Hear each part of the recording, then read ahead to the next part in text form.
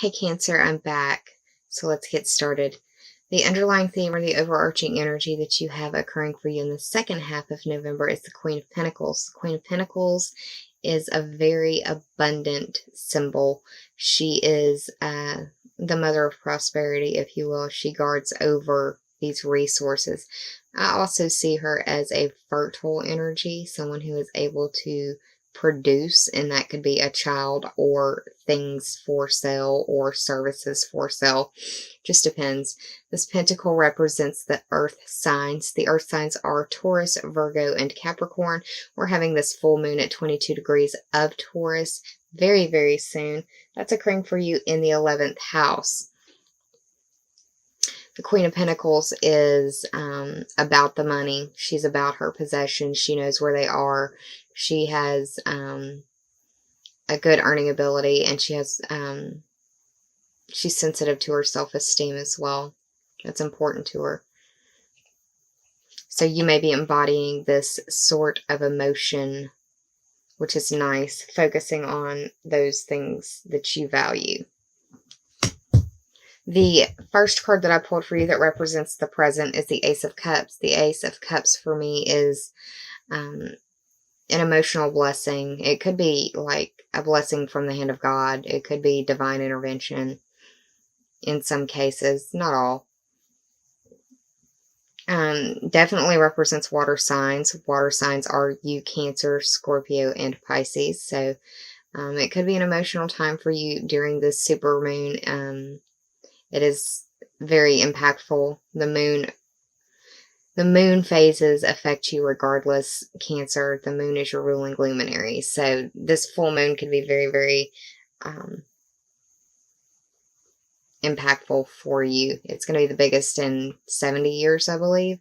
So yeah, that's occurring in your 11th house. That's dealing with your friends, your groups, your future wishes, goals, and dreams, the bucket list type energy, memberships and teams, associations that you may belong to as well. You may get an emotional message regarding one of those people, or an emotional message over the internet as well, possibly dealing with an internet friend as well. Wouldn't be without the realm of possibility.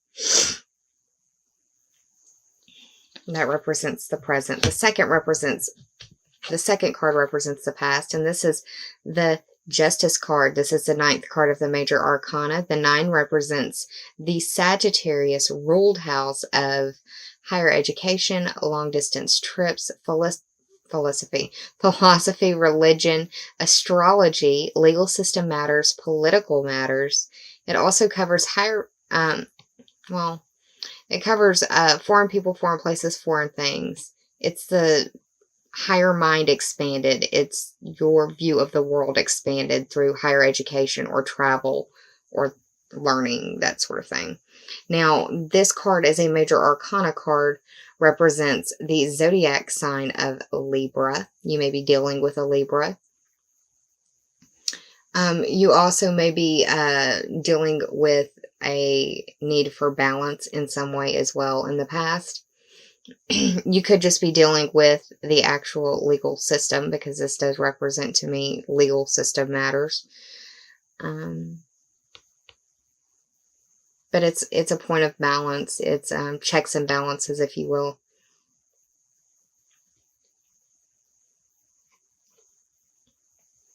This full moon could be looking at your past and doing your own self-judgment, your own analysis, and it could be dealing with 9th house matters, or it could be involving a Libra. Now, the third card that I pulled for you, and this represents the obstacles. This is the Knight of Pentacles in reverse, and I see this as the kids with the Black Friday ads in your face saying, "Mom, I want," and not being sure how you're going to be able to make all of that happen right now. The Pentacles represent money and resources. Money and resources are a pretty big deal right now this time of year. Not that they're not any other time of the year, but holiday season, it seems to get a little bit more important, a little bit more stressful, a little bit more impact, information going through that sector of your life. Money in, money out. How do I make it work? Gotta get. The Pentacles can also represent your health.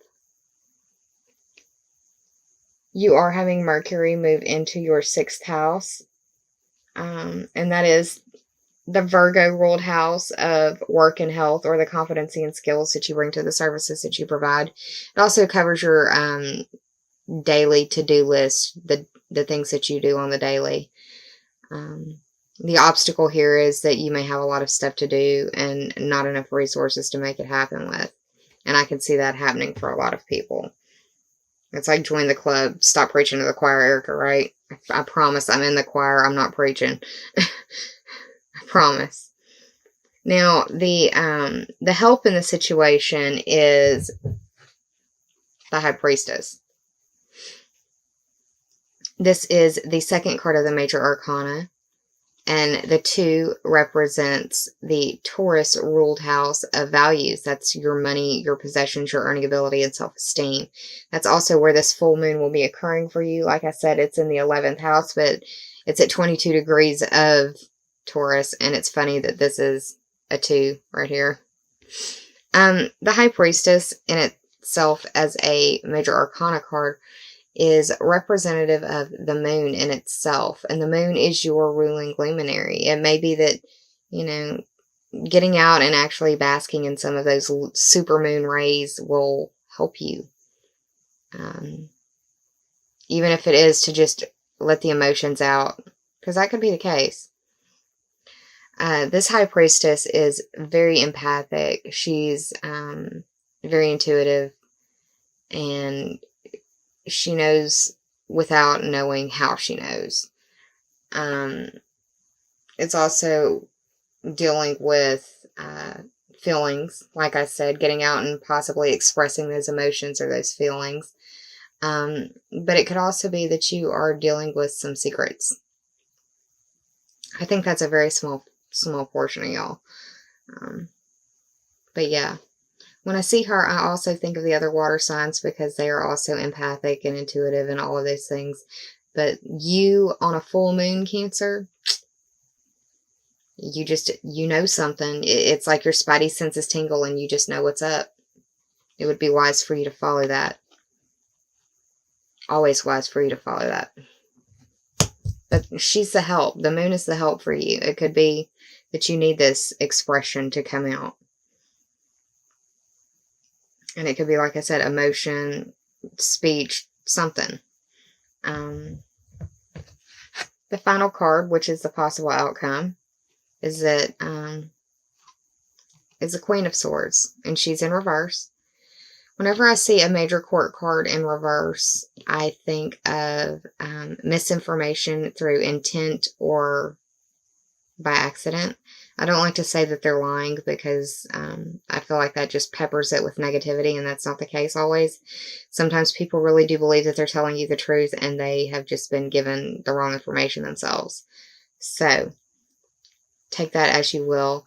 I see this also as a air sign who is not being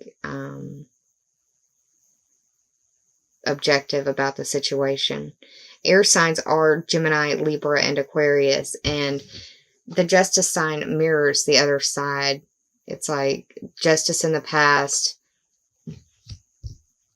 Ace of Cups in the middle, and then the Queen of Swords on the other side.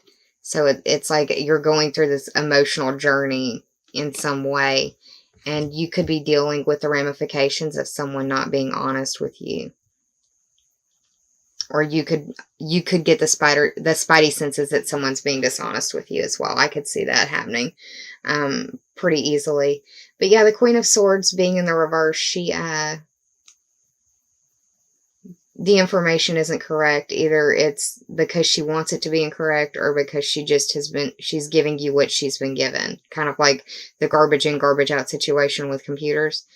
So, yeah.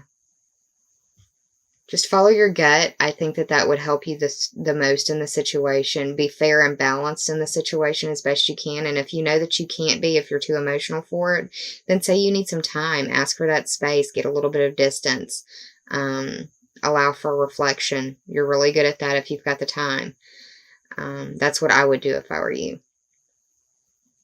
Now, I did the tarot total for this. There were really only 2 numbers that popped up. It was 11 for Justice and the 2 for the High Priestess, and those were the 2 major arcana that you got.